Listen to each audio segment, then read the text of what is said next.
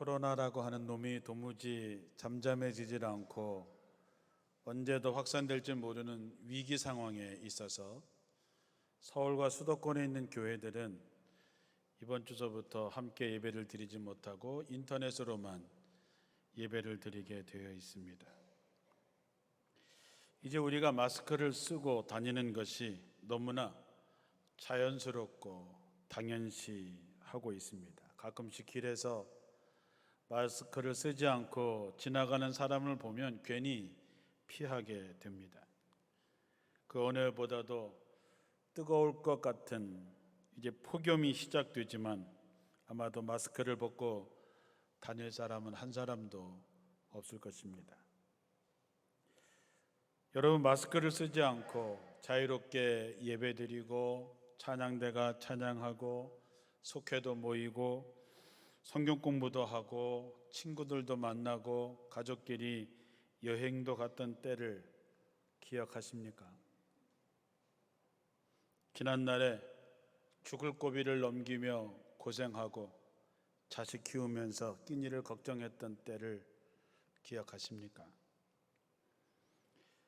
어쩌면 지금은 계시지 않겠지만 부모님에 대한 기억은 어떤 기억으로 남아있는지, 또 자녀들과의 기억은 어떤 기억으로 남아있는지, 어떤 사람에게는 좋은 기억들이 많이 남아있고 어떤 사람에게는 나쁜 기억들이 많이 남아있기도 합니다. 기억이라고 하는 것은 과거에 있었던 일들이나 어떤 것에 대해서 머릿속에 새겨두거나 그것을 되살려서 생각해내는 것을 말합니다. 우리가 갖고 있는 이 성경은 끊임없이 우리에게 기억하라고 얘기합니다. 잊지 말라고 얘기하죠. 디모데후서 3장 16절 말씀을 보면 모든 성경은 하나님의 감동으로 된 것으로 교훈과 책망과 바르게 함과 의로 교육하기에 유익하니 이는 하나님의 사람으로 온전하게 하며 모든 선한 일을 행할 능력을 갖추려 함이라 그랬습니다. 하나님께서 우리에게 이 성경을 주신 것은 사람답게, 하나님의 사람답게 살 수 있도록, 하나님의 뜻을 펼쳐갈 수 있도록 선한 일을 온전하게 하게 하려고 우리에게 말씀을 주신 것이지요. 이 성경 말씀은 왜 우리에게 끊임없이 기억하라고 하실까? 우리가 하나님의 자녀로 살아야 되는 이유, 또 우리가 받은 복을 대대로 누리게 하시려고 우리에게 기억하라고 말씀하시는 것이죠. 왜냐하면 우리가 하나님께로 돌아가고 하나님만을 바랄 때에 우리는 복의 사람으로 살아갈 수 있기 때문이죠. 언제부턴가 우리는 불편함을 견뎌내지를 못합니다. 이미 편리함에 익숙해져 있기 때문에 우리는 불편한 것을 못 견뎌 합니다. 편리함에 익숙해진 사람들은 육체적으로나 정신적으로나 퇴화할 수밖에 없습니다. 이제 우리나라의 힘든 일들은 다 외국 사람들이 와서 합니다. 이제 외국 사람들이 없으면 농사도 지을 수 없는 세상이 되어버렸습니다. 힘든 일은 하지 않습니다. 직장을 구하지 못해도 먹을거리가 힘들다고 하더라도 힘든 일은 하지 않습니다. 심지어 그거는 우리가 할 일이 아니라고 생각합니다. 우리들에게 주어진 시간이 별로 없다라고 얘기하지만 살아가는 모습을 보면 시간이 무한히 있다고 생각하며 살아가고 있는 것 같습니다. 지구의 자원이 인간의 필요를 따라서 무한정 공급되는 것처럼 생각합니다. 그래서 자원을 훼손하고 너무 낭비합니다. 지구의 기후나 자원의 위기를 경고함에도 불구하고 우리의 에너지 소비는 너무 과도할 정도이고 우리의 냉장고 및 생활 제품은 점점 커지고 냉장고에는 먹지 않은 음식으로 가득 차 있습니다. 우리들의 기후도 여러분도 알다시피 이제는 기후 환경이 재앙 수준으로 가고 있는데도 불구하고 우리는 아랑곳하지 않습니다. 이제부터라도 우리가 의도적으로 불편함을 선택할 수 있는 용기가 있어야 됩니다. 얼마 전에 수양관에서 하루를 보냈습니다. 수양관에서 조용히 하루를 보내면서 문득 이스라엘 백성들이 지켰던 초막절을 떠올려 보았습니다. 이스라엘 백성들은 가을에 추수를 하고 나면 이제 집 밖에다가 초막을 짓습니다. 초막이라고 하는 것이 그저 허름하게 나뭇가지, 풀 얹어서 거기서 간신히 잠이나 잘 수 있는 그 정도 수준입니다. 밤에는 틈 사이로 별빛이 보이고 비가 오면 비가 다 새서 그냥 맞아야 되는 그 정도의 수준입니다. 가을 거지가 끝나고 나면 이제 먹을 것이 풍부해지고 넉넉해지고 이젠 좀 편안하게 있어야 되는 그런 분위기인데 왜 그들은 집 밖에다가 초막절을 짓고 일주일 동안 거기서 고생하면서 지냈을까? 그것은 그런 절기를 지키면서 자기들의 조상들이 광야에서 힘겹게 지냈던 시간을 잊지 말자라고 하는 뜻이죠. 요즘은 여행을 못 가니까 가족끼리 캠핑을 많이 가는 것 같습니다. 캠핑을 가서 우리는 자녀들과 무슨 생각을 하고 무슨 이야기를 할까 생각해 봅니다. 문득 할아버지가 겪었던 일제시대, 할아버지가 겪었던 6.25 때, 그리고 아버지가 겪었던 춥고 배고픈 그 보릿고개를 자녀들에게 얘기할까? 아니면 환경이 너무 좋으니까 그저 좋은 즐거운 추억이나 만들고 올까 하는 것이죠. 개구리 울증이적 생각하지 못한다 그랬습니다. 풍요함과 편리함에 길들여진 우리들의 자녀들은 이제 자신들이 한낱 인간에 불과하다고 하는 사실을 잊고 살아가고 있습니다. 우리의 가장 큰 위기는 초막을 잊어버린 것이고 과거를 잊어버린 것이죠. 아이들이 제일 듣기 싫어하는 말 중에 하나가 나 때는 말이야 라고 하는 말이죠. 옛날에 나 때는, 내가 젊었을 때는 이런 말을 젊은 애들이 가장 싫어합니다. 그러나 그분들이 걸어왔던 그 힘겨웠던 그 시절, 그 광야의 길을 그분들이 걷지 않았다면 지금 우리가 있을까? 어림도 없는 얘기입니다. 광야를 지나서 풍요로운 가나안에 살고 있는 우리들의 모습을 볼 때 하나님은 어떻게 생각하실까? 오늘 우리 청자년이 찬양을 하면서 하나님이 나를 택하신 것에 대해서 후회하지 않으시고 하나님이 우리를 부르신 것에 대해서는 그 뜻이 있다 했습니다. 그러나 여러분, 노아의 홍수 때에 하나님께서 세상을 보시면서 한탄하신 말씀이 있습니다. 창세기 6장 5절에서 6절을 표준 세번역으로 읽으면 주님께서는 사람의 죄악이 세상에 가득 차고 마음에 생각하는 모든 계획이 언제나 악한 것뿐임을 보시고 땅 위에 사람 지으셨음을 후회하시며 마음 아파하셨다 그랬습니다. 하나님께서 우리를 보시고 혹시 후회하시고 마음 아파하시지 않을까? 하나님의 마음 아파하시는 구절이 마음을 울립니다. 지금 이 시대가 어떤 시대입니까? 사람이 사람 굿이라는 것이 아니라 사람이 마치 하나님인 것처럼, 마치 신인 것처럼 무엇을 해도 되는 세상에 살아가고 있습니다. 질서도 없습니다. 정말 사람이 이제는 너무나 많은 것을 가지고 더 가지려고 애쓰므로 이제는 빈부의 격차가 너무 심해지고 나라 간의가 너무 심해져서 이제는 정말 어떻게 해야 될지 모르는 세상에 살고 있습니다. 오늘 신명기 본문을 통해서 우리가 결코 잊지 말아야 될 것이 무엇인지를 되새겨 보려고 하는 것이죠. 우리가 지난 두세 달 동안 신명기를 새벽기도 때 읽어갔습니다. 신명기를 읽어갈 때마다 계속 마음에 흔든 말씀이 기억하라라고 하는 것이죠. 오늘 본문의 말씀에서도 두 가지 명령을 합니다. 주의 명령과 법대와 규례를 어기지 말라. 또 하나는 하나님을 잊지 말라. 이 두 말씀이 두 가지의 명령 같지만 사실은 하나입니다. 우리가 왜 하나님의 말씀을 어길까요? 주님의 말씀과 주님의 법도를 지키는 것이 복을 받는 비결이라고 하는 것을 우리가 다 알고 있으면서도 왜 그 법도를 어길까요? 그거는 하나님을 하나님으로 모시지 않겠다라고 하는 표시입니다.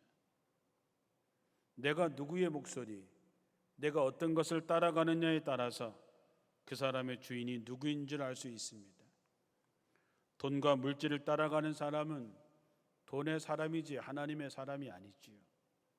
권력을 따라가는 사람은 권력의 사람이지 하나님의 사람이 아닙니다.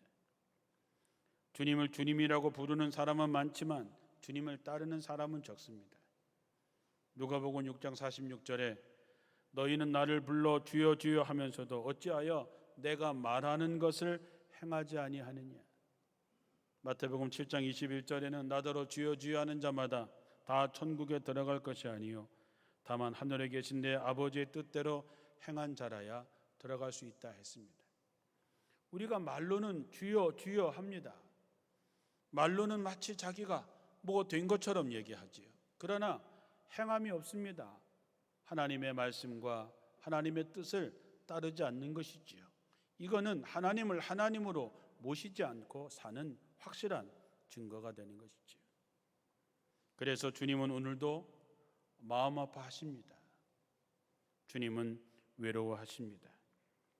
우리가 매주 예배를 드리고 마지막 파송의 노래를 부르고 나서 파송을 위한 다짐을 합니다. 곧 결단하는 것이지요.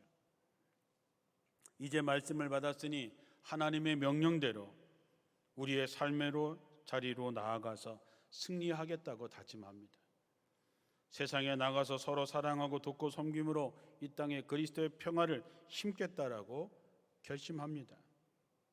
하나님의 나라는 그렇게 사는 사람들이 있어야 이 땅에 하나님의 나라가 확장되는 것입니다.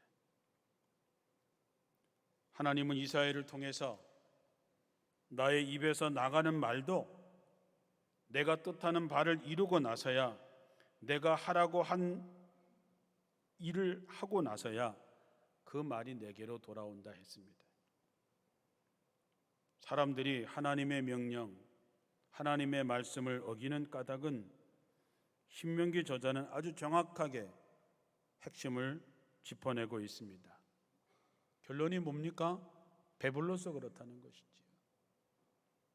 좋은 집에서 살고 돈이 많아지고 소와 양이 번성하고 이제 재산이 늘어나고 살만하니까 등 따스하고 배부르니까 교만한 마음이 생기고 그 결과 하나님을 잊어버리게 되는 것입니다.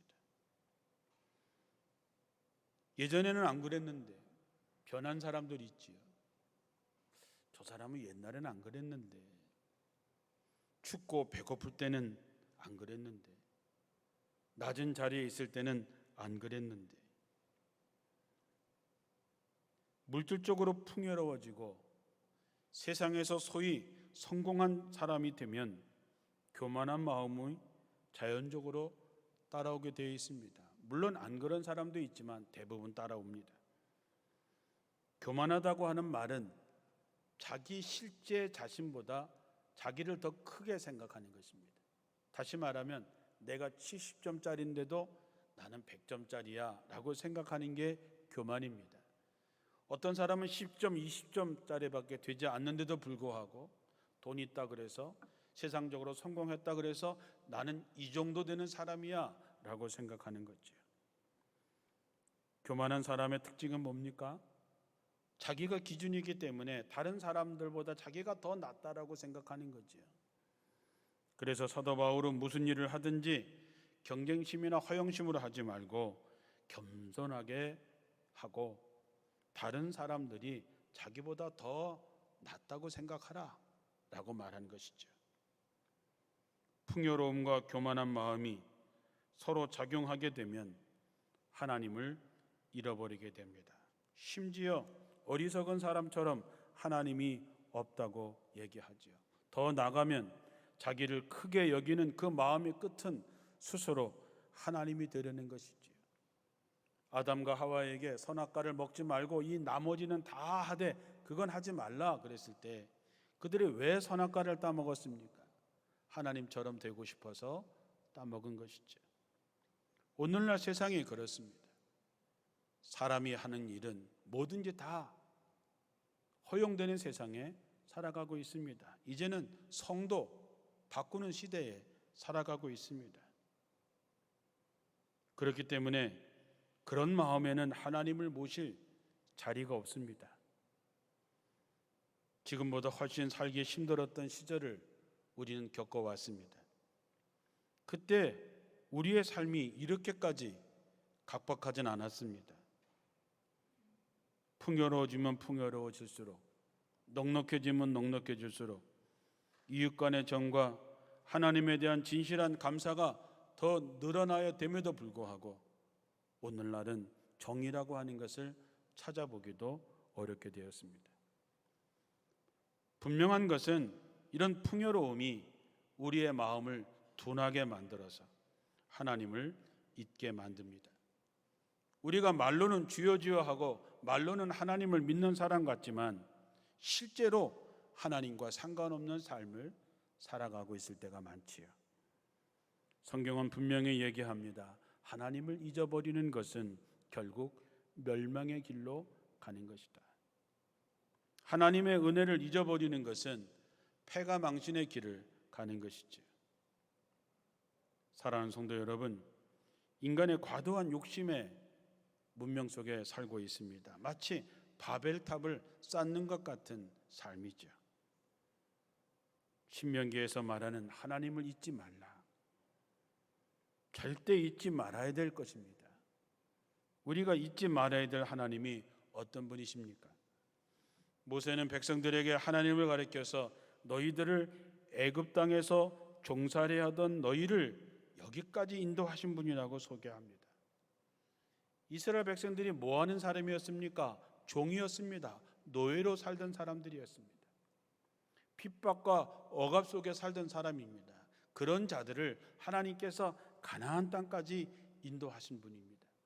다시 말하면 목숨을 살려준 분입니다. 종에서 해방시켜준 분입니다. 이제 먹고 살만하게 하나님께서 은혜를 주신 그분인데 그분을 이스라엘 백성들이 잊었다라고 하는 것이죠. 하나님께서 이스라엘 백성들을 왜 광야에서 한 달 정도면 충분히 갈 수 있는 그 거리를 40년 동안이나 있게 했을까? 물론 이스라엘 백성들이 불순종했기 때문이기도 하지만 하나님께서는 광야를 통해서 이스라엘 백성들을 강하게 훈련시킵니다.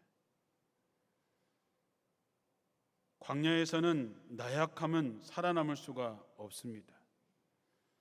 그런 환경 속에서 하나님은 그들에게 끊임없이 하나님의 살아계심을 나타내 주셨습니다.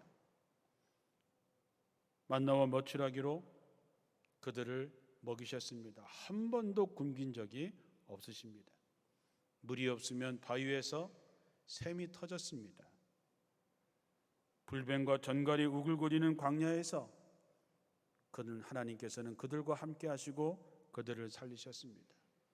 어디로 가야 할 줄 모르는 그들에게 구름기둥과 불기둥으로 그들을 인도하셨습니다. 사람들은 그때는 오직 하나님만을 섬기고 하나님이 움직이라고 하면 움직이고 하나님이 기다리라고 하면 기다렸습니다. 법궤를 메고 요단강에 발을 담그라 그러면 담궜습니다. 그런데 가나안 땅에 정착한 그들이 그 풍요로움을 누리게 되었을 때는 하나님을 저버리고 그 땅에 섬기는 다른 신들의 음성을 따라가게 된 것이죠. 언제부턴가 우리도 더 이상 도전하지 않습니다. 더 이상 저항하지 않지요. 우리 기독교를 프로테스탄트, 저항하는 사람들이라고 했지만 이제 교회는 더 이상 세상에 저항하지 않습니다. 잘못된 것에 대해서 말하지 않습니다. 우리 교회가 신앙이 이렇게 무기력해진 것은, 교회가 빛과 소금이 되지 못하는 것은 우리가 풍요로워졌기 때문입니다. 가진 것이 많으면 신앙적인 모험할 생각이 없어집니다. 가진 것을 지키는 일에 온 관심을 기울이게 되어 있습니다. 오늘날 교회가 정의를 세우기 위해서 노력하지 않는 것도 그 때문입니다. 그러나 여러분, 여기까지 인도하신 하나님, 우리를 먹이시고 입히시고 우리를 택하시고 부르신 그 하나님을 절대 잊지 않는 여러분들이 되시기를 주님의 이름으로 축원합니다. 사람이 건강할 때 건강을 지켜야지, 건강할 때는 막 살다가 죽을 때가 돼서야, 죽을 병에 걸려야 그때 약을 쓰고 그때 노력하고 그때 애쓰는 어리석은 사람이 되지 마시고, 지금 여러분이 어떤 처지에 있더라도, 광야에 있더라도, 풍요로움이 있더라도 나를 여기까지 인도하신 그 하나님 잊지 마시고 하나님의 말씀을 따르는 여러분들이 되시기를 바랍니다. 여기까지 인도하시 주신 하나님의 은혜를 잊지 마셔서 정말로 하나님께서는 나를 존중하는 사람들만 내가 존중하고 나를 경멸히 여기는 자는 수치를 당하게 한다 했습니다. 우리가 하나님을 하나님으로, 나를 구원하신 그 하나님, 나를 여기까지 인도하신 하나님을 찬양하고 그 말씀을 따를 때에 하나님을 존중하는 우리를 하나님이 존중해 주면 누가 우리를 그리스도의 사랑에서 끊을 수 있단 말입니까? 사랑하는 성도 여러분, 지난 세월에 여기까지 인도하신 그 하나님의 은혜 잊지 마시고 하나님만을 따르는 여러분 되시기를 축원합니다. 그렇다면 우리가 하나님의 말씀과 하나님의 법도를 따르는 길이 뭘까? 그것은 여러분에게 주신 은혜를 나누는 것입니다. 여러분은 누구십니까? 그리스도인들이죠. 그리스도인들은 어떻게 사는 사람입니까? 고린도전서 10장 24절에 나오는 말씀처럼 아무도 자기의 유익을 추구하지 말고 남의 유익을 추구하는 사람들입니다. 자기가 가진 재능을 다른 사람을 위해서 사용하고 내가 가진 것을 어려운 사람들과 함께 나눌 수 있는 나눔의 공동체가 될 때에, 나눔의 사람이 될 때에 비로소 교회가 세상의 희망이 될 수 있는 것이죠. 그것이 하나님의 뜻입니다. 우리의 선한 영향력을 나눔을 통해서 점점 넓혀가는 것이야말로 우리에게 주어진 선교적인 과제입니다. 고린도전서 10장 31절에 사도 바울은 그런즉 너희가 먹든지 마시든지 무엇을 하든지 다 하나님의 영광을 위해서 하라 그랬습니다. 유대인에게나 헬라인에게나 하나님의 교회에나 거치는 자가 되지 말고 나와 같이 모든 일에 모든 사람을 기쁘게 하여 나의 유익을 구치 아니하고 많은 사람의 유익을 구하여 저희로 구원을 얻게 하라 했습니다. 누군가에게 걸림돌이 되는 사람이 아니라 누구에게 살아갈 징검다리가 되는 사람이 되고 함께 나눠서 결국 저희로 하나님의 구원을 얻을 수 있도록 하는 것, 그것이 하나님께서 우리를 부르신 하나님의 목적이라고 하는 것이지요.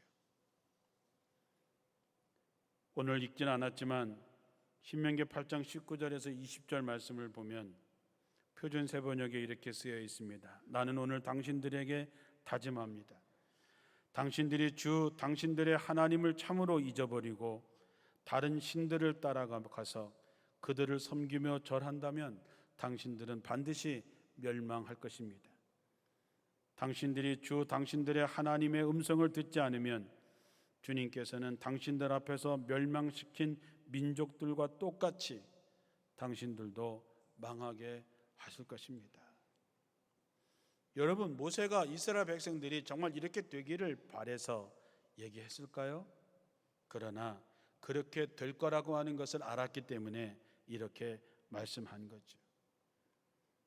하나님을 잊어버리고 다른 신들을 따라가면, 물론 당시에 가나안 토착민들이 믿던 바알과 아세라를 가리키는 말이지만 요즘으로 말하자면 하나님의 뜻이 아닌 다른 세상의 권력과 돈과 출세를 따라가게 되면 세상적으로는 성공할 것 같지만 하나님께서 하나님을 잊어버리고 다른 신들을 따라가고 그들을 섬기고 그들 앞에 절한다면 반드시 멸망할 거라고 경고하고 있습니다.